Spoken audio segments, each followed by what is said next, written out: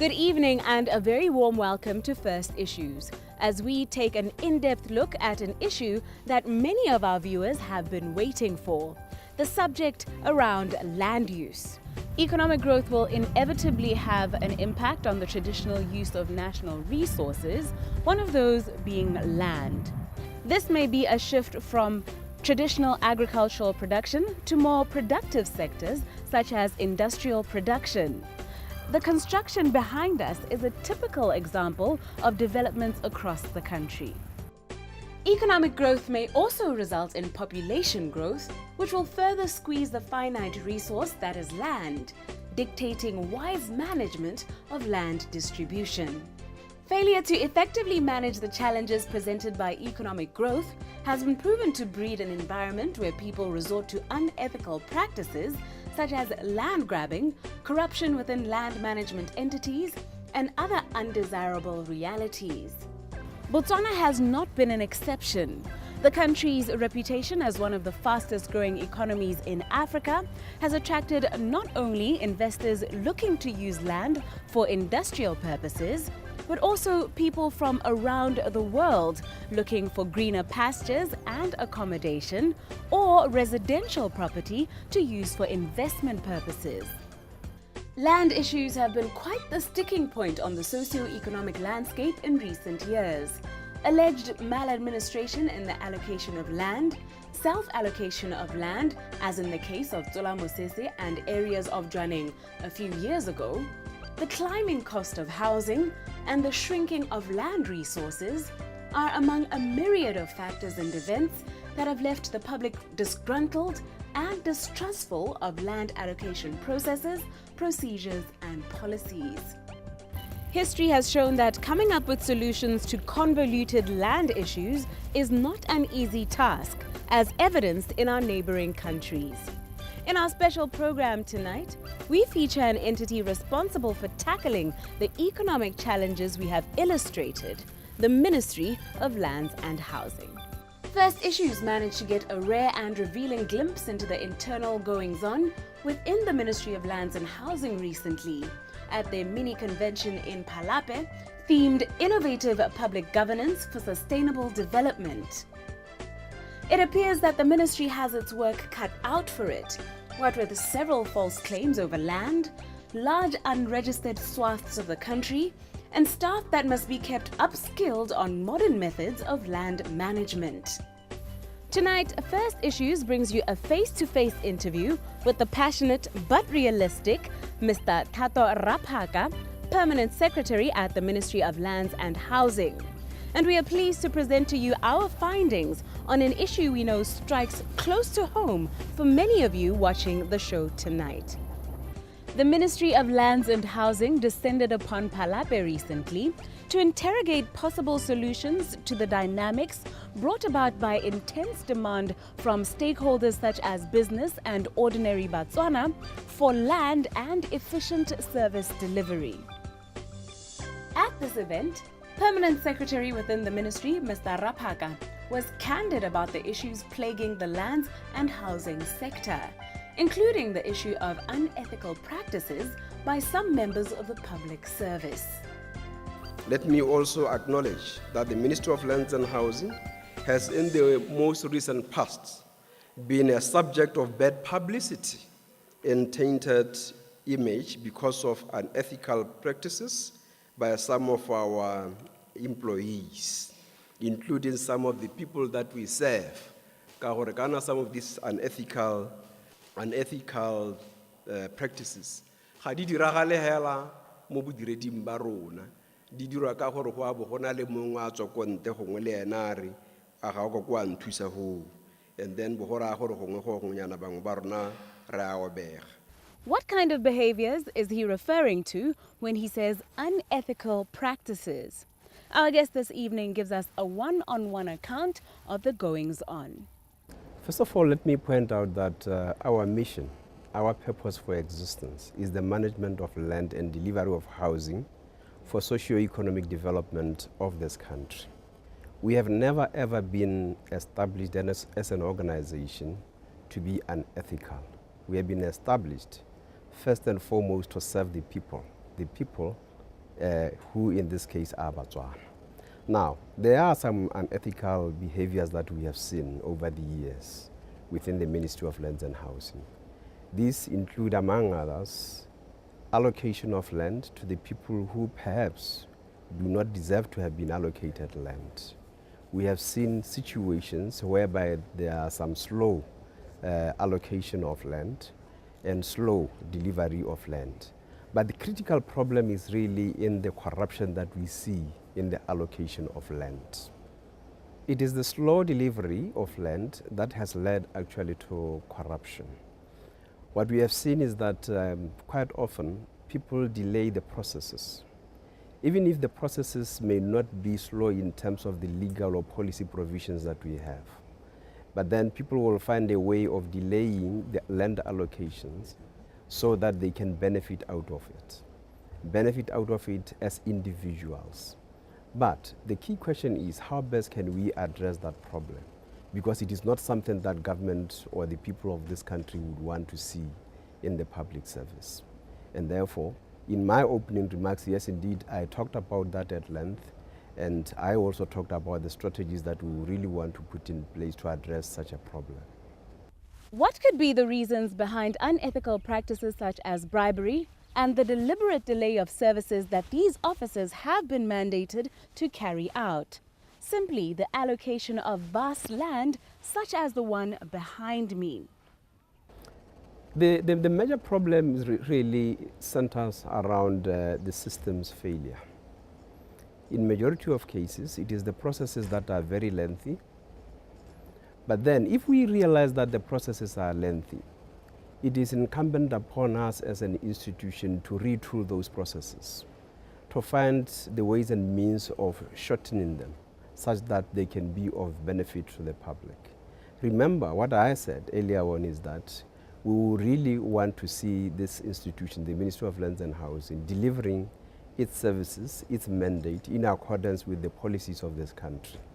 It is not our intention to see Botswana suffering primarily because the processes are long.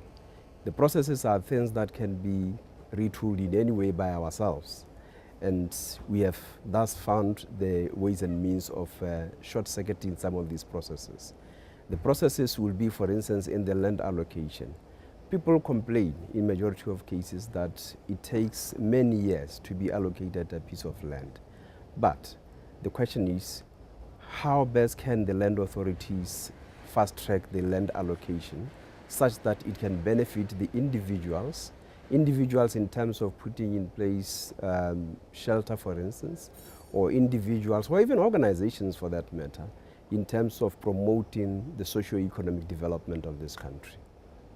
Another interesting point you made in your opening remarks was the fact that some of your public servants within the ministry may be restricted by a lack of capacity, resource, and even policy or regulation. Could you help us better understand what you meant by that particular statement? Basically, what I meant is that a good number of our employees are officers who do not have the requisite educational qualifications for the management of land and housing delivery. And therefore, these are the people that we really want to assist. In fact, we have already assisted a good number of them. We right now have a good number of our employees who are at the University of Botswana who are doing land management, some who are doing the geomatics or land surveying. And the whole intention is really to professionalize the land authorities. Now, when I talked of the legal and policy constraints, I'm talking of a situation whereby people are complaining that the processes which are in the Land Acts, for instance, that is the Tribal Land Act in particular, are so lengthy to inhibit or rather to promote the development of this country. And therefore, whereas there may be some officers who are interested or who are having the energy to promote development in a faster way, they may be inhibited by some of the legal provisions in the acts that we have. And in that way, we have started to revisit some of our acts The Tribal Land Act, for instance, we are in the process of reviewing it. The State Land Act, we are also in the process of reviewing it. The Deeds Registry Act, which has in majority of cases led to deeds or land titles being registered after a very lengthy period of time. We are also in the process of revisiting those acts such that we can shorten the processes in those acts. We are also trying by all means to bring all these acts under one consolidated act. But that is something that government is yet to take a decision on. So we'll be trying by all means that as we try to consolidate these acts, that is the land acts, we address all the challenges, all the issues that Botswana have always complained about. Botswana has witnessed unprecedented growth this past decade. This positive development has, however, put a squeeze on one of our finite resources, land. First Issues brings you a face-to-face interview with the passionate but realistic Mr. Thato Rapaka, Permanent Secretary at the Ministry of Lands and Housing. We've become quite accustomed to the throngs and masses of people that descend upon particular land boards every time there's an opening for applications for land. What can you say to the ordinary Motswana about what is currently being done to address this high demand that we see? I think the problem that we should really be looking at is, what is it that we want? Do we want shelter, or do we want a land? Majority of the people that apply for land do not use that land for their own benefit. That is directly to build house and then maybe use it for their own social benefit, so to speak. Quite a number of them would get a piece of land, and even before they start developing that land, they would sell it, transfer it to some other individual or some other company or organization. That is where the challenge is. If you look at the large number of waiting lists, for instance, around the Gaborone area, or those land boards around the Gaborone, that is Kwenin, Tlokweng, Hamalete, Katleng and the like, majority of those waiting lists are not true demand for land. Majority of those people who are in the waiting list are people who already have land, for instance, in Gaborone, or in some other land boards within or around the Gaborone area. But the question that we should really be addressing at this point in time is, what is it that we need to provide to Botswana? Our view in the Ministry of Lands and Housing is that we should be providing housing to Botswana. That is the key thing that we should really focus on. But how do you house Botswana? It doesn't necessarily mean that by providing land to Botswana, ultimately they will be housed. We will still have no housing for Botswana. And we are really looking at these strategies to see whether we can blend the allocation of land together with the building of more houses, such that we can house the many who are in need of housing. It sounds like it's an issue that has been thoroughly discussed. Can we look forward to any concrete developments in the near future? That is an issue that has been discussed even before, but we are coming up with other strategies to address that. Let us look at the planning of our cities. Majority of our developments have been low-rise development, where we'll build a single-story or at the most maybe double-story housing. But we have never really gone up such that we can house many Botswana. And as we were planning for our settlements, we also didn't realize that the more we go for single-story housing, the more we will be spending a lot of money in terms of infrastructure development. For instance, if you were to build flats that will go up to say 4 or 5 stories up, for sure you will be settling or you'll be housing several Botswana. And you will also be doing that using minimal infrastructure. But if you are going to go for low-rise development, You'll pop in a lot of money or spend a lot of money, but house very few Batswana. 1 kilometer of road or sewerage, for instance, will obviously serve, if you are to go for single-story development, will serve fewer people. But if you were to go up, it will certainly house many Batswana. These are the strategies that we are really thinking of. In fact, around Gaborone, in the area called Solofelo Extension, we would want to start a pilot project there where we would want to go up and hopefully house a good number of our citizens. What of the perception that housing is getting increasingly more expensive and just is really exorbitant for the ordinary person? Is this something that is of a concern to the ministry, and if so, what is being done? Indeed, housing is very expensive nowadays, and people are often blaming the Botswana Housing Corporation that their houses are very expensive. But what is important is what it is that goes into the cost of a house. Because it is also the infrastructure that we are putting in place that goes into the ultimate cost of housing. But one of the strategies that we are trying to put in place is to engage the private sector in land servicing. Government hasn't yet approved that policy or that strategy, but we have already come up with a strategy where we would want to engage the private sector in land servicing. In that way, we believe we can open up a large number of tracts of land around the country. And as we do that, obviously it will bring down the cost of housing in the country. That is one of the strategies that we are trying to put in place. But we would also want to engage the private sector, not only in land servicing, but in housing as well. For instance, one of the things that we are already starting to implement is the Public Officers Housing Initiative. This strategy will, as much as possible, try to bring in the engagement or the involvement of a large number of people in the development of housing for public officers. We believe as we unlock the housing development through that strategy, we would also be unlocking the development of housing through other initiatives that the housing institutions, the private housing institutions, or even the individuals would come up with and augment the little that we may have put in place.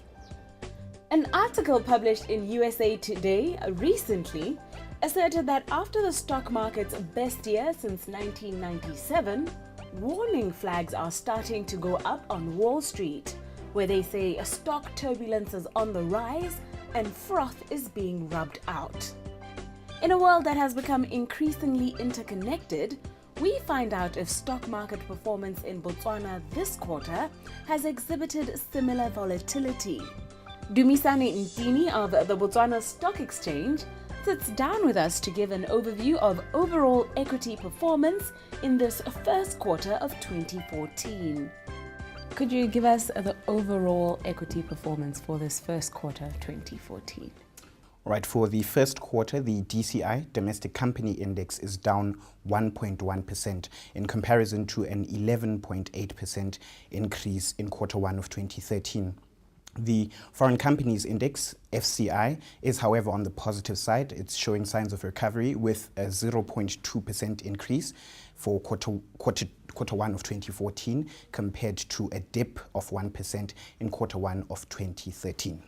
Is there a particular reason for this dramatic drop we've seen in the performance of the Domestic Companies Index? Well, usually it's just indicative of a bit of bad performance by some of the constituent companies. That's what happens when indices go down usually. What have been the realizations in terms of liquidity? And that's in terms, of course, of volume and values.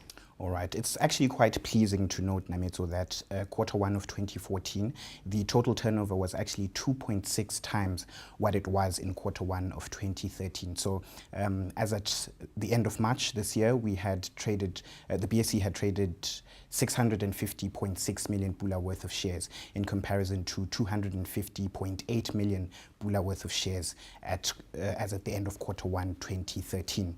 And then also, in terms of the volume of shares traded, quarter 1 2014 had 177 million shares traded compared to only 99.8 million shares traded in quarter 1 of 2013. So on average, the PSC has traded about 10.4 million pula worth of shares for every single trading day of quarter 1 2014, compared to a daily average of 4.1 million pula every day of quarter 1 2013. So it's actually quite pleasing to note.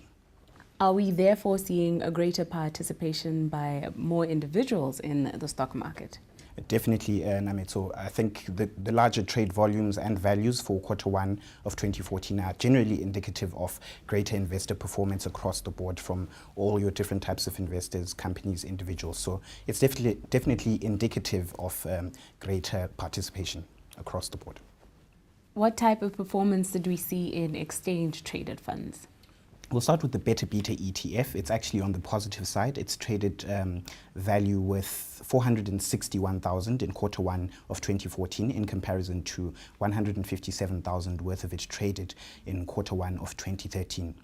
The New Gold ETF, on the other hand, has sort of depreciated in value, which is reflective of the general reduction in gold prices in international markets, and also it's also indicative of the strengthening of the US dollar against the pula in the same period, which is quarter 1 2014. So in terms of trade value, the New Gold ETF has traded only about 1.6 million pula worth this year, and whereas in quarter 1 2013, it was actually about 3.9 million pula, which was traded off the New Gold ETF. When we look at bond market performance, what type of activity are we seeing there? All right, for quarter 1 2014, as at the end of March, there were 35 listed bonds, 6 government bonds, 4 quasi-government bonds, and 25 obviously being the corporate bonds. So in terms of total worth of bonds traded, we've traded 88.3 million in comparison to 33.4 million in quarter 1 2014. Moving from the broader, more general commentary, what was the performance of the stock market this past week?